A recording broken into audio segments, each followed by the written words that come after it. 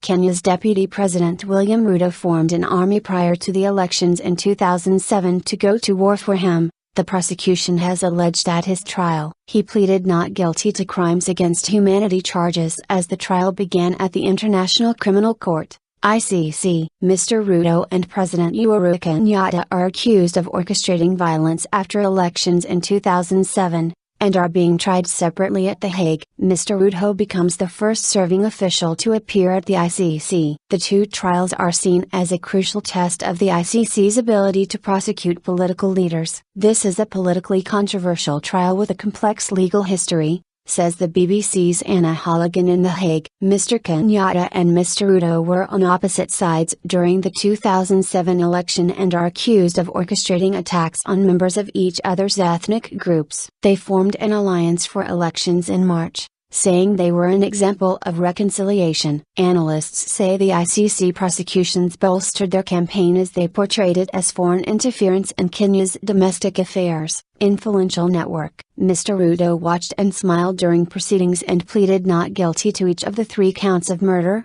persecution and forcible transfer of people, our correspondent says. Mr. Ruto's defense lawyer, Karim Khan, accused the prosecution of building its case on a conspiracy of lies. We say that there is a rotten underbelly of this case that the prosecutor has swallowed hook, line and sinker, indifferent to the truth, all too eager to latch onto any story that somehow ticks the boxes that we have to tick, to support charges, Mr. Khan said. He downplayed claims his client was driven by ethnic hatred, telling the judges that 2 of Mr. Ruto's sisters of the Kalenjin ethnic group were married to members of the rival Kikuyu group. Chief Prosecutor for Bensouda said Mr. Ruto had planned violence over an 18-month period prior to the 2007 elections, exploiting existing tensions between his Kalenjin group and Mr. Kenyatta's Kikuyu group. Mr. Ruto used his power to procure weapons, secure funds and coordinate the violence, Bensouda said. A group of Kenyan MPs and other supporters welcomed Mr. Ruto and his co-accused Joshua Arap Singh as they arrived for the trial,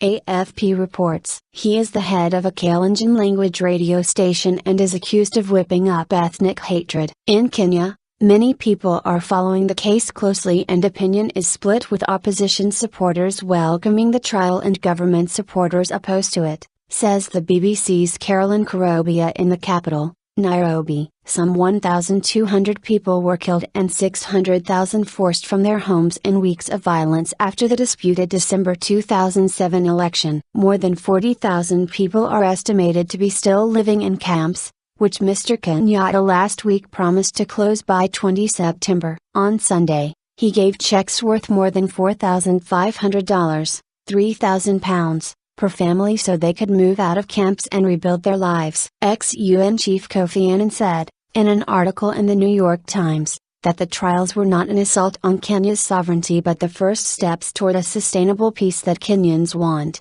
deeply. Making clear that no one is above the law is essential to combat decades of the use of violence for political ends by Kenya's political elite, he wrote. Mr. Annan brokered the peace deal that brought an end to the brutal killings. It included an agreement that those responsible for the violence must be held to account. A commission was set up to investigate the violence and it recommended that if efforts to establish special tribunals in Kenya failed, the matter should be sent to The Hague. Kenya repeatedly failed to set up such tribunals and so the ICC indicted those it said bore the greatest responsibility for the violence. The ICC on Monday said the 2 trials would not clash, after Mr. Kenyatta warned that the constitution prevented the 2 men from being abroad at the same time. The president is due to go on trial in November. He also denies charges of fueling violence. The judges said the 2 cases could be heard alternately, in blocks of 4 weeks. On Thursday, Kenya's parliament passed a motion calling for the country to withdraw from the ICC. The court said the cases would continue,